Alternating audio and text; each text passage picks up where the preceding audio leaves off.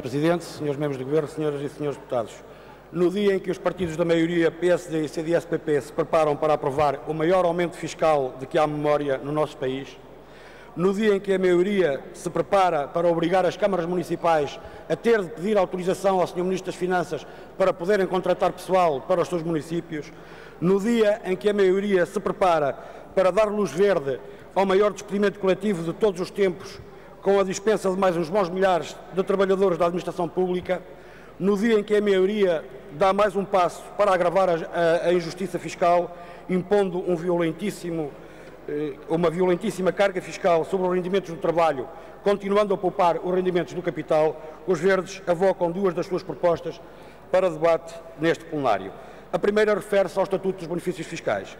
É uma proposta no meio de um conjunto de propostas que os Verdes apresentaram sobre esta matéria com dois objetivos.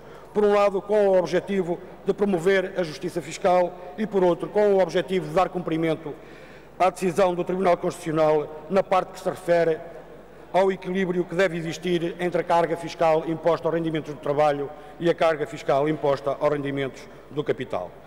Nós sabemos que estas propostas que os Verdes apresentam sobre o Estatuto dos Benefícios Fiscais contrariam as linhas essenciais deste orçamento, porque este orçamento, à semelhança de outros orçamentos do passado, continua a deixar praticamente intocáveis os rendimentos do capital. E os Verdes consideram que é já mais que tempo desses rendimentos serem devidamente tributados. Estamos a falar dos dividendos, dos juros ou das mais-valias que são recebidos através das sociedades gestoras de participações sociais ou de fundos, porque de facto ninguém compreende os motivos que levam o Governo a continuar a poupar estes rendimentos. E ao mesmo tempo que continua a fazer recair sobre quem trabalha todo o esforço para ultrapassar a crise, sobre a qual, aliás, essas pessoas não têm qualquer responsabilidade e para ela em nada contribuíram. A outra proposta que os Verdes avocaram para discussão em plenário diz respeito à reposição da taxa do IVA no setor da restauração na taxa intermédia, portanto, nos 13%. Nós já o dissemos e voltamos a repetir, o aumento da taxa do IVA em 10% para a restauração está a arruinar este setor. Cada dia que passa são mais umas dezenas de casas de restauração que fecham, são mais umas centenas de pessoas que ficam sem trabalho. Ainda hoje ouvi na rádio um proprietário de um restaurante a fazer o seguinte comentário, ou a seguinte lamentação. Tinha 24 funcionários, hoje só restam 14 e a situação, se se mantiver como está, muito provavelmente para o ano, terei de fechar o restaurante. É este o cenário, aliás, por todo o país. Basta ouvir o setor que continua a lutar pela reposição da taxa do IVA nos 13%. E, de facto, não é difícil perceber o grau da gravidade em que se encontra o setor da restauração.